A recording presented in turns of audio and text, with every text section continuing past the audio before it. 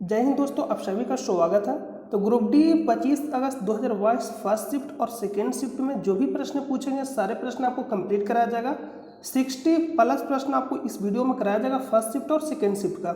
ये जो आप देख रहे हैं फर्स्ट शिफ्ट है और आपको सेकेंड शिफ्ट सारे प्रश्न आपको कराए जाएंगे। यहाँ से आपका रहा सेकेंड शिफ्ट, यानी आपको कंप्लीट फर्स्ट शिफ्ट और सेकेंड शिफ्ट में जो भी प्रश्न आपको पूछा गया वो सारा प्रश्न आज आपको कराया जाएगा।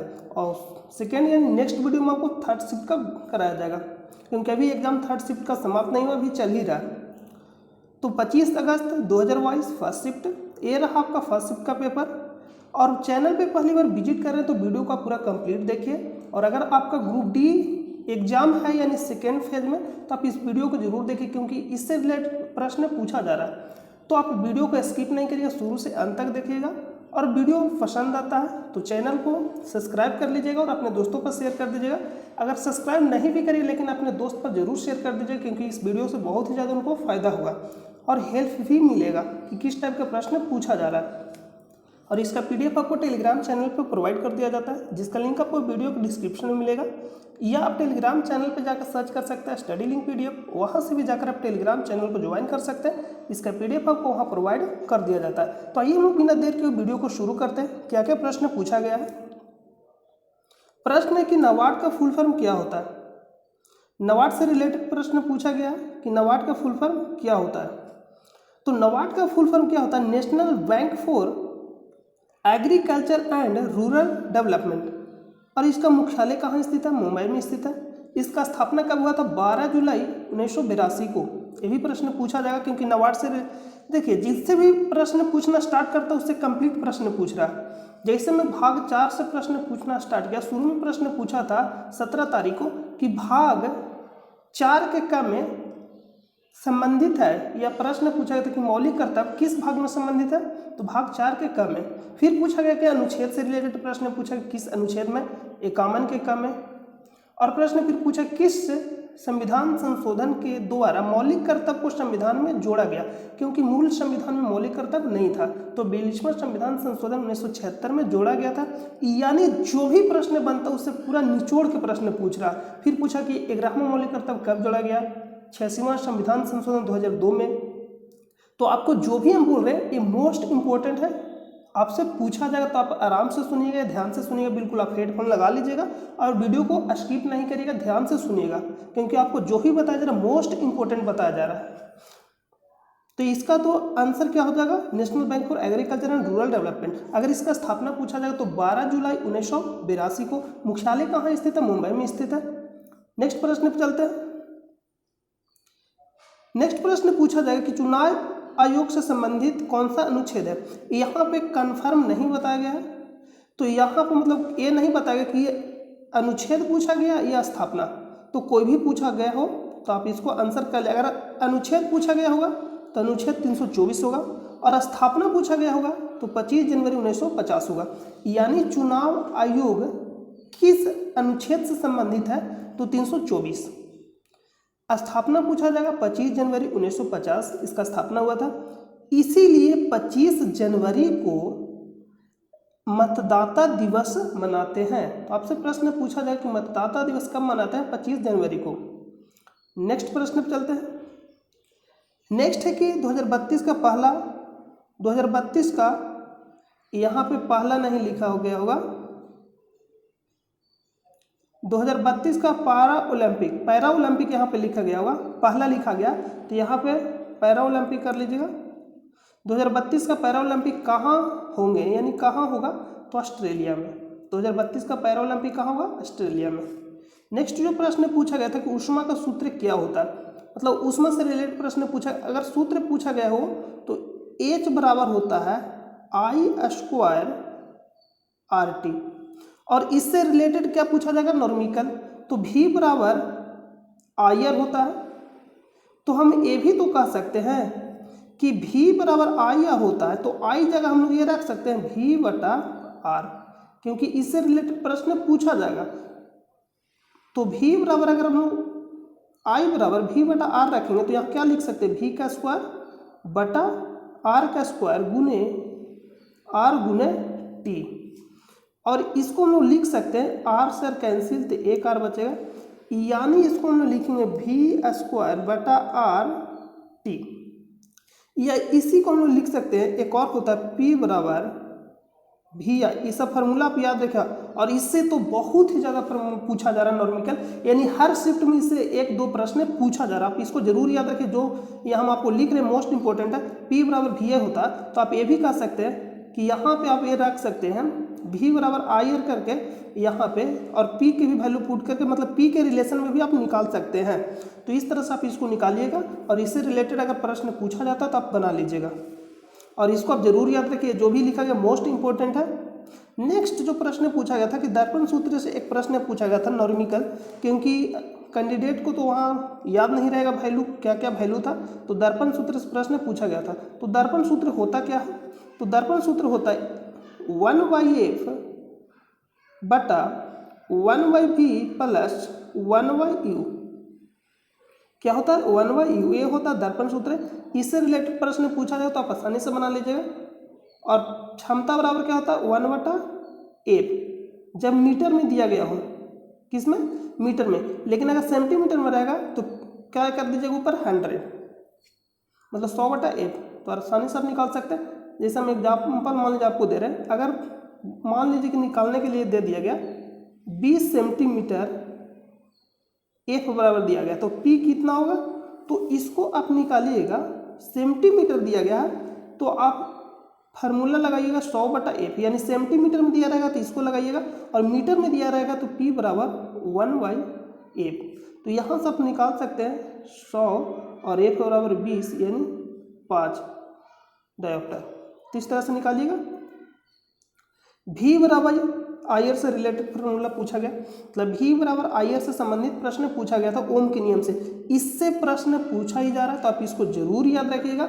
p बराबर वी आई, और एक फार्मूला होता है v बराबर आई आर, यानी ओम का नियम याद रखिएगा, v बराबर आई आर, और एक याद रखिएगा p बराबर वी आई, और एक अभी बताया आपको h बराबर आई स्क्वायर आर टी। ये आप याद रखिए, इससे रिलेटेड पूछा जाएगा।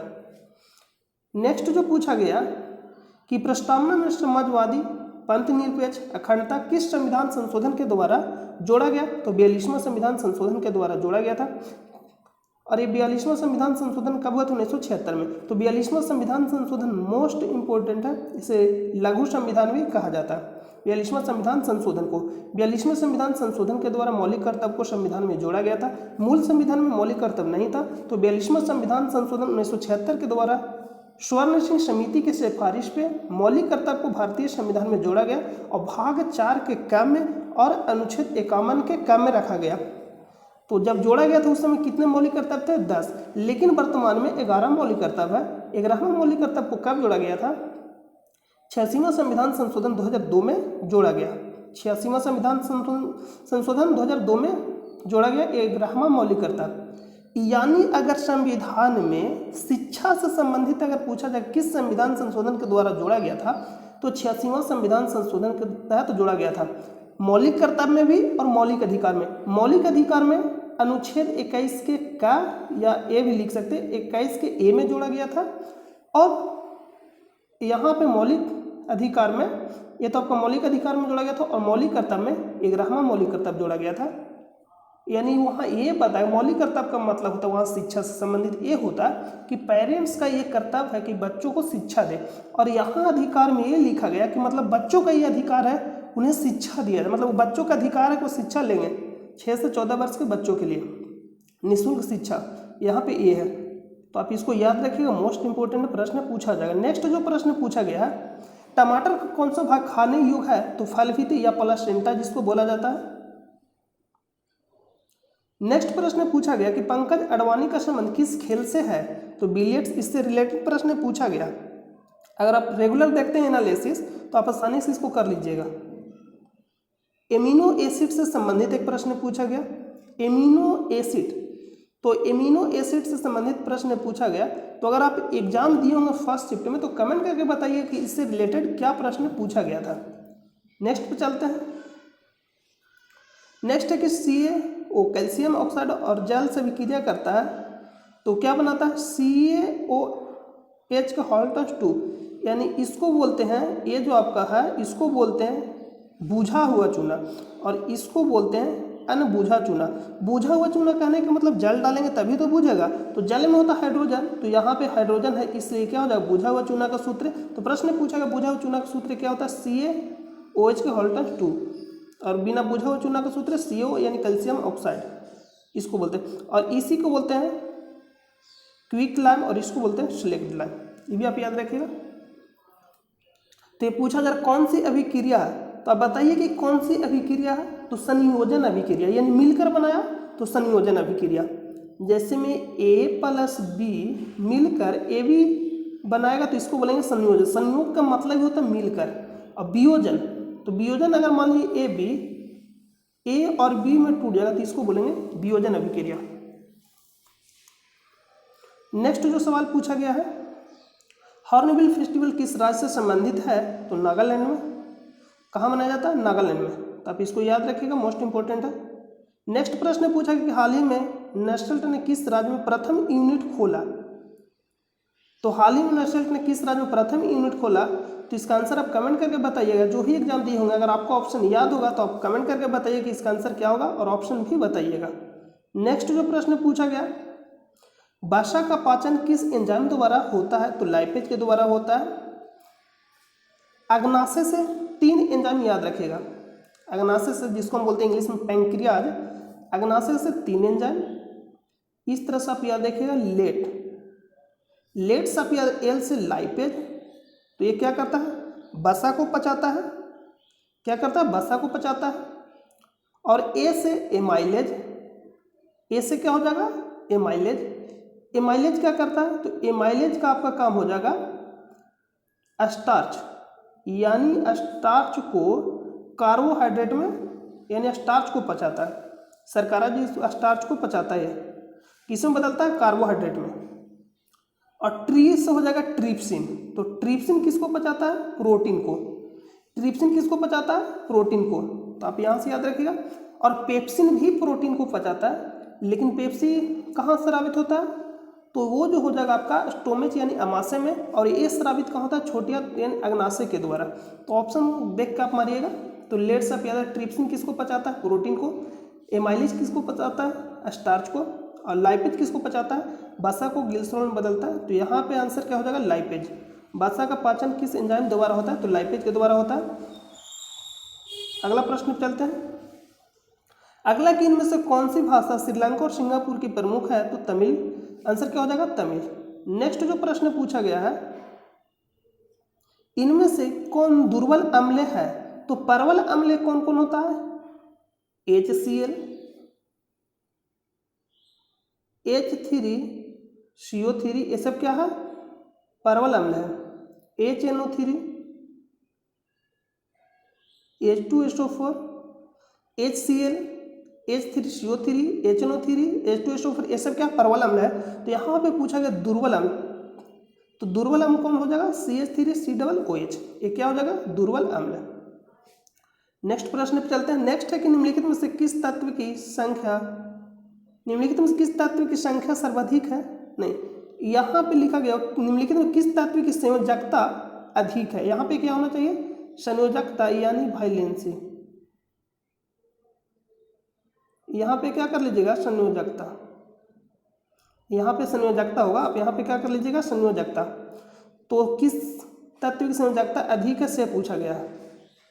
यहाँ पे क्या होगा, संयोजकता। तो सोडियम की निकालिए तो कितना हो जाएगा, सोडियम N11 होता है तो 2 8 1 में तोड़िएगा, तो इसका कितना है 1। एल्युमिनियम कितना होता है 13, 13 को तोड़िएगा तो 2 8 3 में टूटेगा। लिथियम Li3 होता है तो 2 और 1 में टूटेगा। मैग्नीशियम Mg12 तो 2 8 2 में टूटेगा। तो संयोजकता सर्वाधिक किसका है, एल्युमिनियम का। तो आंसर यहाँ पे क्या होगा, एल्युमिनियम। नेक्स्ट प्रश्न पे चलते हैं। नेक्स्ट प्रश्न पूछा गया कि हाल ही में पद्म भूषण प्राप्त करने वाले पहले पैरा एथलीट बन गए देवेंद्र झाझरिया। देवेंद्र झाझरिया पद्म भूषण से सम्मानित किया पैरा एथलीट को, देवेंद्र झाझरिया। ये पहले एथलीट है, ये पहले क्या है, पैरा एथलीट, पारा नहीं, पैरा एथलीट। तो देवेंद्र झाझरिया पहले पैरा एथलीट है जिसे पद्म भूषण दिया गया, सम्मानित किया गया पद्म भूषण से। नेक्स्ट प्रश्न पे चलते हैं। नेक्स्ट है कि काल वैसाखी त्यौहार किस राज्य से संबंधित है, तो आंसर क्या हो जाएगा, पंजाब। 3 ओम के 3 प्रतिरोध को, कितने ओम के, 3 ओम के, सॉरी 9 ओम के 3 प्रतिरोध को समांतर क्रम में जोड़ा जाए तो तुल्य प्रतिरोध कितना होगा, तुल्य प्रतिरोध कितना होगा। तो यहाँ पे तुल्य प्रतिरोध पूछा गया कि कितना होगा, तो इसका आंसर क्या होगा, 1/9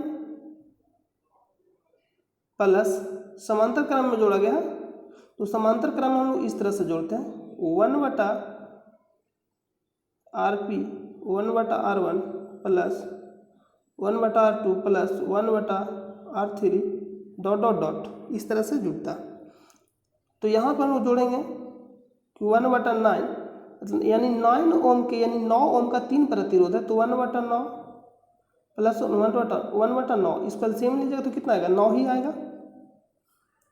1 + 1 + 1 यानी जोड़िएगा ऊपर 3/9 भागा दीजिएगा 1/3, तो 1/3 किसके बराबर आया, 1/RP के बराबर, तो RP निकालेंगे तो कितना आएगा, 3, यानी समतुल्य प्रतिरोध कितना हो जाएगा, 3 ओम,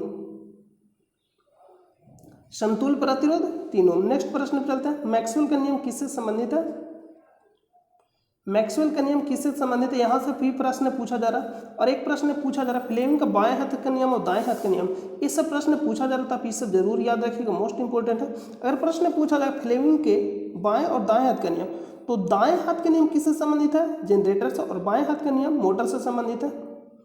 अगर पूछेगा अंगूठा किसको दिखाता है, तो बल और गति को दिखाता है। तर्जनी चुंबकीय क्षेत्र को, मध्यमा, तो मध्यमा यानी धारा इसमें प्रमुख है, तो प्रेरित धारा को या ईएमएफ को। तो यहाँ पे मैक्सवेल से संबंधित प्रश्न पूछा गया, तो इसमें क्या क्या ऑप्शन दिया गया था, मैक्सवेल से संबंधित प्रश्न पूछा गया, तो इलेक्ट्रोमैग्नेटिक, यहाँ पे मैक्सवेल का आंसर क्या होगा, कमेंट करके आप लोग बताइएगा इसका आंसर क्या होगा। नेक्स्ट प्रश्न पे चलते हैं। नेक्स्ट है कि राष्ट्रीय आपातकाल से संबंधित कौन सा अनुच्छेद है, तो राष्ट्रीय आपातकाल से संबंधित अनुच्छेद 352 राष्ट्रीय आपातकाल से संबंधित, और 356 क्या है, राष्ट्रपति शासन, और 360 वित्तीय आपातकाल। तो ये आप जरूर याद रखिए, यहाँ से पूछा जाएगा प्रश्न। अगला प्रश्न है, श्वेतांबर का संबंध किस धर्म से है, तो जैन धर्म। दिगंबर और श्वेतांबर दोनों किससे संबंधित है, जैन धर्म से संबंधित है। जैन धर्म के 24वें तीर्थंकर कौन है, महावीर स्वामी, महावीर स्वामी, मोस्ट इंपोर्टेंट है, आप याद रखिएगा। एक है त्रिरत्न, एक है त्रिपिटक, तो त्रिपिटक किससे संबंधित है, बौद्ध धर्म से। त्रिपिटक किससे संबंधित है, बौद्ध धर्म से, बौद्ध धर्म का सबसे पवित्र ग्रंथ है त्रिपिटक, तो त्रिपिटक बौद्ध धर्म से संबंधित है, और त्रिरत्न जैन धर्म से। नेक्स्ट है, आवर्त सारणी में बाएं से दाएं जाने पर संयोजकता होती है, बाएं से दाएं जाना है, यानी बाएं से दाएं मतलब हमको इधर से इधर जाना। आवर्त सारणी में बाएं से दाएं जाने पर संयोजकता होती है, मतलब क्या होती है, इससे रिलेटेड प्रश्न पूछा गया है। तो आप लोग बताइए कि आवर्त सारणी में बाएं से दाएं जाना मतलब इधर से इधर जाना है, तो संयोजकता क्या होगा, बढ़ेगा, नहीं बढ़ेगा। देखिए इसका, इसमें जितना भी है सभी का संयोजकता 1 है, इसका 2 है, तो इसी तरह से इधर आ गया ये, तो इसका संयोजकता क्या 4, मतलब इधर के अकॉर्डिंग इधर क्या होगा, बढ़ेगा। लेकिन यहाँ पे ऑप्शन के अनुसार ही आंसर करिएगा, नहीं तो गलत हो जाएगा।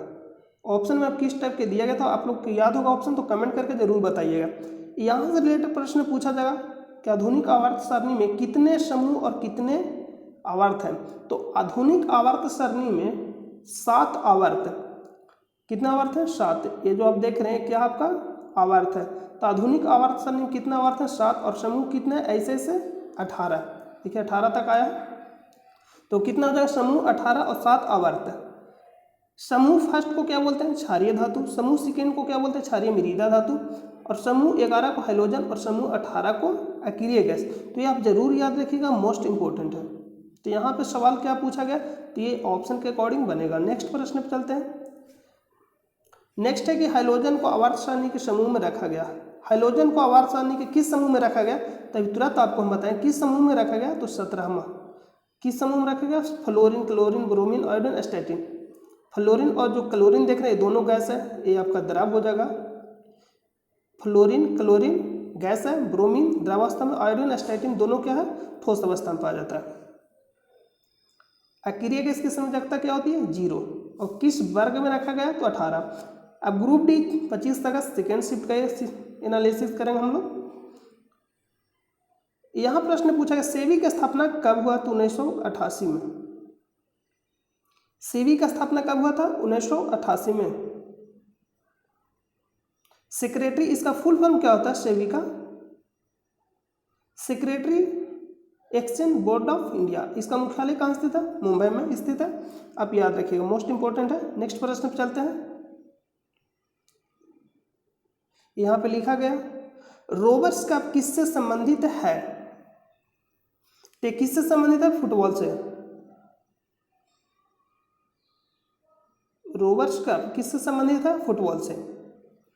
नेक्स्ट प्रश्न पे चलते हैं। नेक्स्ट प्रश्न है कि भारत में कारखाना अधिनियम अभी तक कितने बार लागू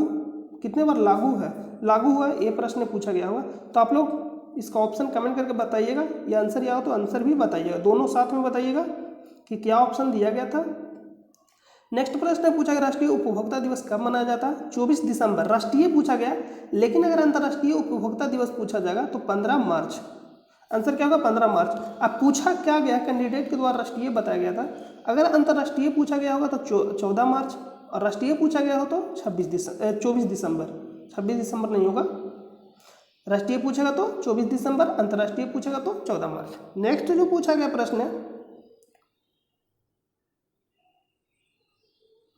पहली हरित हाइड्रोजन प्लांट कहाँ खोला गया, जोरहाट असम में। कहाँ खोला गया, जोरहाट असम में। नेक्स्ट प्रश्न पे चलते हैं। पवन ऊर्जा में सबसे टॉप पर कौन सा राज्य है, तो तमिलनाडु इसका आंसर हो जाएगा। नेक्स्ट है कि central institute of Indian language का मुख्यालय कहाँ स्थित है। ये आपको शायद फर्स्ट या सेकेंड जब 17 या 18 तारीख का एनालिसिस करा था उसमें हम आपको बताया था पूरा कंप्लीट। इसका मुख्यालय कहाँ स्थित, मैसूर कर्नाटक में। इससे रिलेटेड प्रश्न पूछा गया था, तो आंसर क्या होगा, मैसूर कर्नाटक। और मैसूर कर्नाटक में ही दक्षिणी पीठ स्थित है। दक्षिण में कौन सा पीठ है, शंकराचार्य के द्वारा 4 पीठ का स्थापना किया गया था। उत्तर में ज्योतिष पीठ, बद्रीनाथ कहाँ स्थित है, उत्तराखंड में। दक्षिण में श्रृंगेरी पीठ, मैसूर कर्नाटक में स्थित है। पूर्व में पूछा जाएगा तो गोवर्धन पीठ, पुरी उड़ीसा में स्थित है। पश्चिम में पूछा जाएगा द्वारका शारदा पीठ, द्वारका गुजरात में स्थित है। तो आप यहाँ से ये भी याद रखिएगा, पूछा जाएगा। नेक्स्ट मानसून शब्द किससे लिया गया, अरबी से लिया गया। अगला जो प्रश्न पूछा गया है कि रक्त में प्लाज्मा का प्रतिशत कितना होता है, 55 से 60%। 55 से 60%।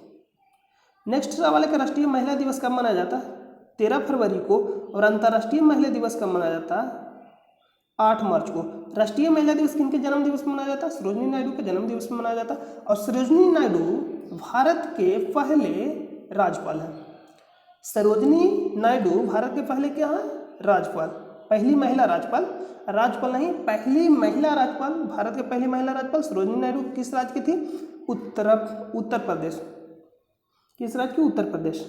नेक्स्ट प्रश्न चलते हैं। अमीबा अपना कोशिका कैसे विभाजन करता है, बाइनरी फ्यूजन के द्वारा। फ्यूजन का मतलब विखंडन, तो बाइनरी फ्यूजन के द्वारा करता है। अगला सवाल है कि डोवेरेनर के तिर्यक नियम से क्या कथन सही है। तो डोवेरेनर ने कौन सा नियम दिया था, तिर्यक नियम। तिर्यक नियम में बताया क्या था, लिथियम और एक पोटेशियम और एक सोडियम, मतलब 3 तत्व आपको लेना है। 2 तत्व का औसत पहला और तीसरे तत्व का औसत दूसरे तत्व के बराबर होगा। तो शायद ऑप्शन में जो दिया गया होगा सही हो जाएगा। यही दिया गया था लगता है कि पहले और दूसरे तत्व का औसत, पहले और तीसरे, यानी पहले और तीसरे तत्व का औसत क्या होगा, दूसरे के बराबर होगा। तिर्यक नियम यही कहता है। तिर्यक नियम, तिर्यक का मतलब होता है 3 और डी का मतलब डी 4 पे होता था, 3 और 4, तो नज़दीक वाला क्या हो, डोवेरेनर तिर्यक नियम। और न्यू मतलब 9 और अष्टक मतलब 8, तो न्यूलैंड ने कौन सा नियम दिया था, अष्टक नियम। बहुत ही ज़्यादा अष्टक नियम से संबंधित प्रश्न पूछा जा रहा है, न्यूलैंड से रिलेटेड। न्यूलैंड ने कौन सा नियम दिया था, अष्टक नियम। और किस पे आधारित था, संगीत पर आधारित था, सारेगामा पाधानिसा पे आधारित था। पहला तत्व किससे मिलते थे, 8वें तत्व से, और दूसरा तत्व 9वें तत्व से। और जो न्यूलैंड का अष्टक नियम था कहाँ तक लागू होता था, कैल्शियम तक। शुरू कहाँ से किया था, हाइड्रोजन से, अंत कहाँ किया था? थोरियम पे। थोरियम का परमाणु संख्या कितना होता? 90। हाइड्रोजन का परमाणु संख्या 1 होता और उस समय ज्ञात तत्वों की संख्या कितना था? 56।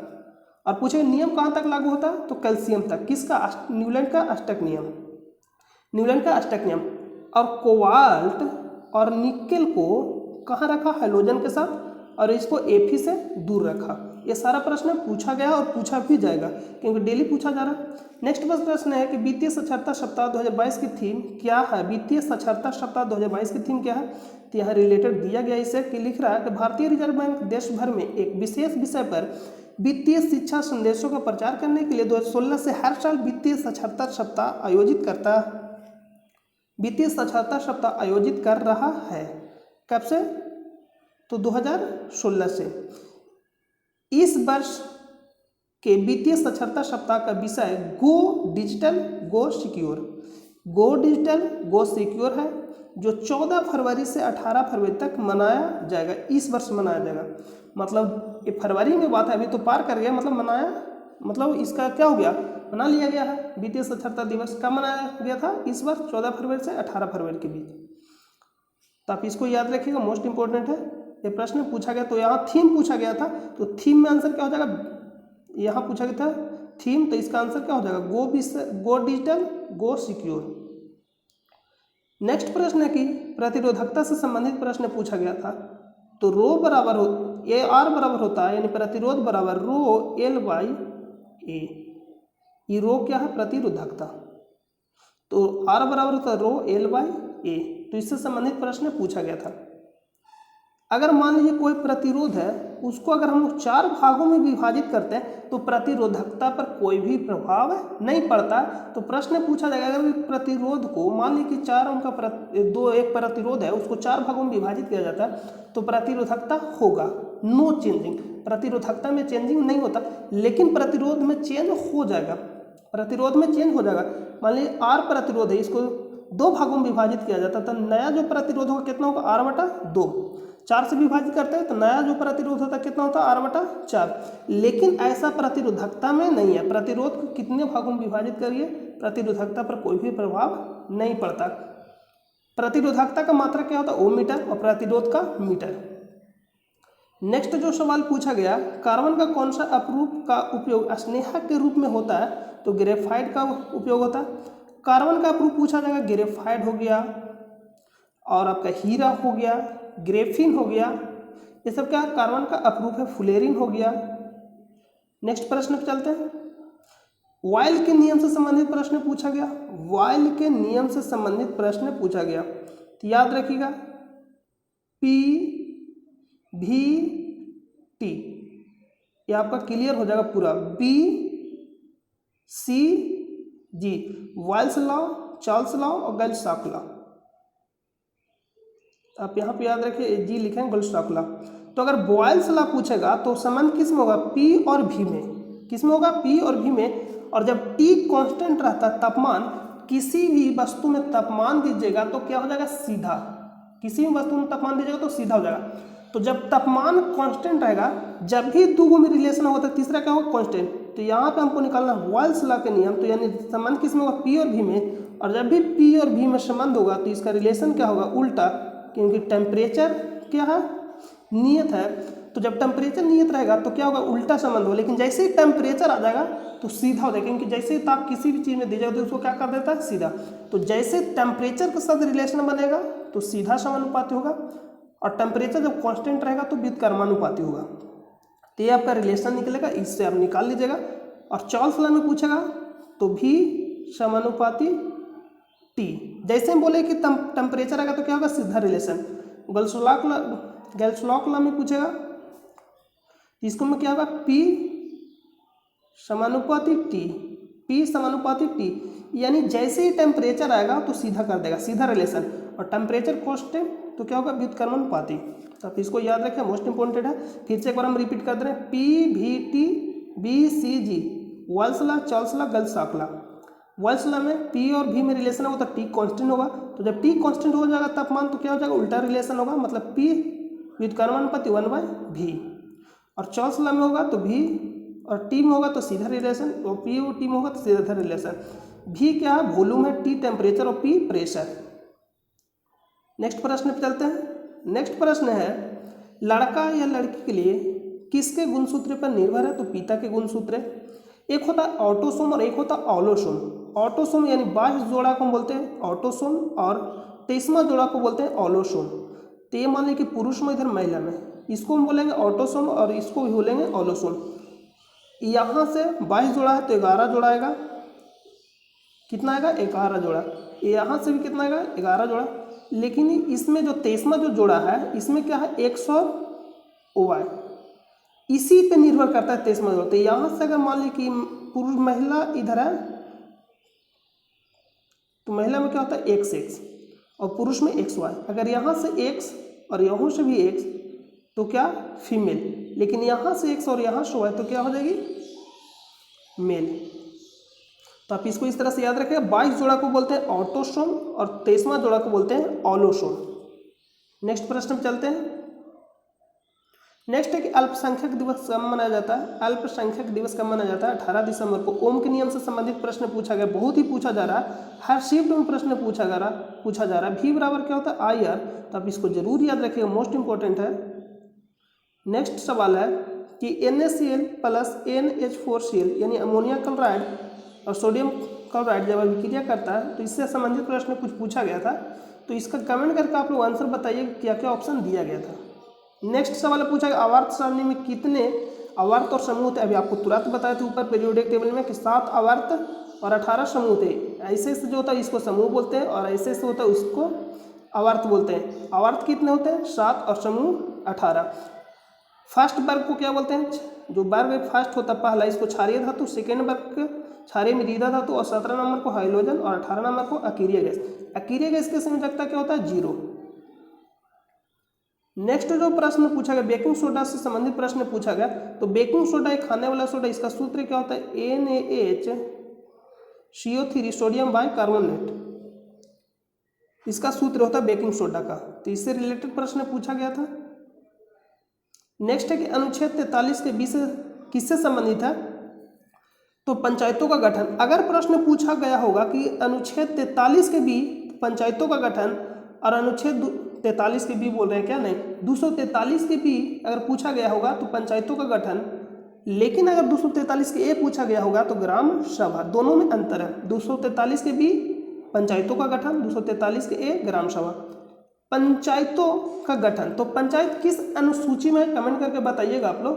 अनुसूची कितना में? 9 में और नगर पालिका 9 के ए में। यहाँ से प्रश्न पूछा गया था।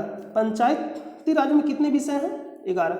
ये प्रश्न पूछा जा रहा हो, 11 बोल दिए क्या? सॉरी, देखिए मैं यहाँ पे मिस्टेक कर दिया, जितना भी बोले आपको उल्टा बोल दिए। अगर पूछा जाएगा पंचायती राज तो भाग 9 और नगर पालिका भाग 9 के ए में। अनुसूची पूछा जाएगा तो 11 में है पंचायती और नगर पालिका 12 में है। और विषय पूछा जाएगा तो पंचायती राज में कितने विषय हैं? 29, क्योंकि एक या अनुसूची 11 में तो 29 को जोड़िएगा, 9 2 के तो 11 आएगा। तो इस तरह से याद रखिएगा। और नगर पालिका में 18, तो मिस्टेक हो गया था, तो आप याद रखिएगा, ये आपका कन्फर्म है। नेक्स्ट है सरदार सरोवर बांध किस नदी पर बना हुआ है? नर्मदा नदी पे बना हुआ। 2021 का मेजर ध्यानचंद अवार्ड किसे दिया गया था? सज्जन सिंह। किससे संबंधित है? कुश्ती से। नेक्स्ट सवाल है जियो ने किस संस्थान के साथ मिलकर 6G नेटवर्क के लिए समझौता किया? यूनिवर्सिटी ऑफ ओलियो इसके साथ समझौता किया। यहाँ पर दिया गया है कि जियो ने 6G नेटवर्क पर काम करना शुरू कर दिया। यूनिवर्सिटी ऑफ ओलियो और जियो इंस्टोनियो इस प्रोजेक्ट पर काम कर रहे हैं। तो ये आपका क्या हो जाएगा? आंसर हो जाएगा। नेक्स्ट प्रश्न पे चलते हैं। तो नेक्स्ट प्रश्न सारा कंप्लीट हो गया। तो आई होप कि आपको सारा समझ में आ गया होगा। तो चैनल पे पहली बार विजिट करें तो आप चैनल को सब्सक्राइब जरूर कर लीजिएगा और अपने दोस्तों के पास शेयर कर दीजिएगा। इसका PDF आपको टेलीग्राम चैनल पे प्रोवाइड कर दिया जाता है, तो आप टेलीग्राम चैनल को ज्वाइन कर लीजिएगा। और चैनल पे विजिट पहली बार करें तो आप चैनल को सब्सक्राइब भी कर लीजिएगा और शेयर भी कर दीजिएगा। तो मिलते हैं नेक्स्ट वीडियो में, तब तक के लिए अपना ख्याल रखिए। जय हिंद, जय भारत।